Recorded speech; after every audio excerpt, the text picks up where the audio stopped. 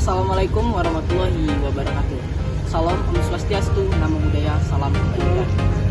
Perkenalkan, kami dari kelompok 5 akan memperlihatkan hasil dari kerja kelompok kami, yaitu praktek RBL Fisika Dasar 2 tentang penerapan hukum Faraday pada GGL. Sebelumnya, perkenalkan. Saya Amar Fahri dengan NIM 123170049 dari program studi Teknik Mesin.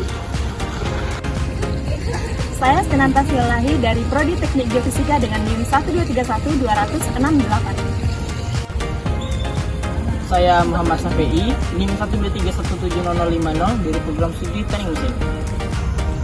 Saya Baby Verina Elizabeth Boru Sinurat dengan NIM 123190054 dari Prodi Teknik Industri. Saya Revita Nur Fadila dengan NIM 123190053 dari Prodi Teknik Industri. Saya Putri Permatasari, NIM 123120059 dari Prodi Teknik Geofisika. Seperti yang sudah kami beritahu pada tugas kali ini, kami akan membahas tentang penerapan hukum Faraday pada alat GGL induksi. Sebelum masuk ke pembahasan, saya akan menjelaskan tentang latar belakang dan tujuannya terlebih dahulu. Hukum Faraday adalah sebuah hukum yang ditemukan oleh Michael Faraday, seorang ahli kimia dan fisika asal Inggris. Menurut beliau, salah satu syarat dari adanya perubahan flux adalah magnet yang harus digerakkan menjauh atau mendekat ke dalam lilitan.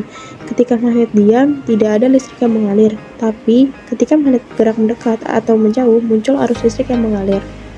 Sedangkan tujuannya dari penerapan hukum Faraday pada alat GGL induksi ini adalah membuat pembagi listrik generator sederhana dengan memahami prinsip hukum Faraday 1. Pembahasan pertama. Hukum Faraday 1 menyatakan jika suatu massa zat yang dilarutkan atau diendapkan akan berbanding lurus dengan muatan yang dilewati dalam sel dan massa ekivalen dari zat tersebut. Hukum Faraday 1 berbunyi sebagai berikut. Massa zat yang didapat pada elektroda ketika proses elektrolisis sebanding dengan jumlah muatan listrik yang mengalir. Pembahasan kedua. Dari bunyi hukum di samping dapat dilihat bahwa massa produk yang disimbolkan dengan W diendapkan atau dilarutkan pada elektroda akan semakin banyak. Bertambah banyaknya jumlah massa itu beriringan dengan peningkatan pada muatan listrik yang disimbolkan dengan Q yang digunakan. Sehingga dapat disimpulkan bahwa W sama dengan Q. Rumus hukum Faraday 1 adalah W sama dengan E dikali I dikali T per F, di mana W-nya adalah massa zat yang dihasilkan dengan ketentuan gram, dan E adalah ekuivalen, I adalah kuat arus dengan ketentuan ampere, T adalah waktu dengan ketentuan sekon, F adalah tetapan Faraday yakni 96.500 coulomb per mol.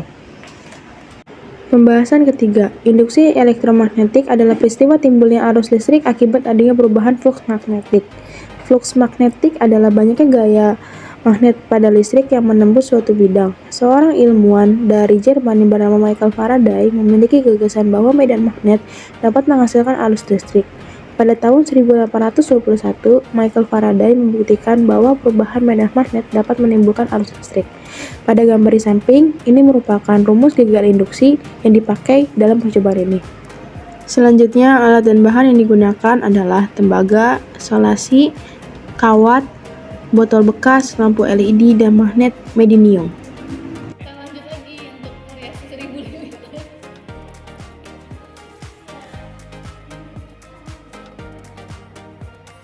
Kok nggak ini sih? Coba ini. Itu kak.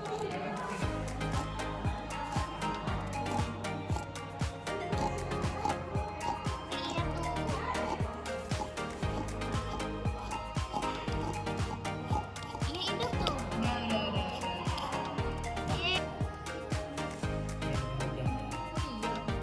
Lebih jelas Iya. ya, Kak?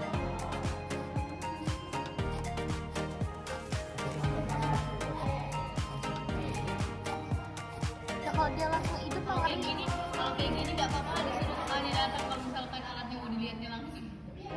Sampai ide banget ya. Nah, Makin kencang kayak puterannya dia semakin banyak.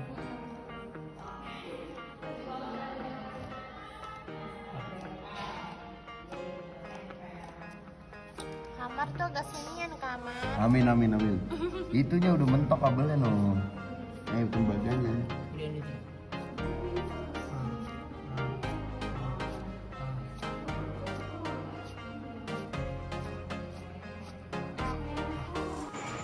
Adapun kelebihan dan kekurangan, yang pertama, kelebihan alat: 1. Mudah dibuat.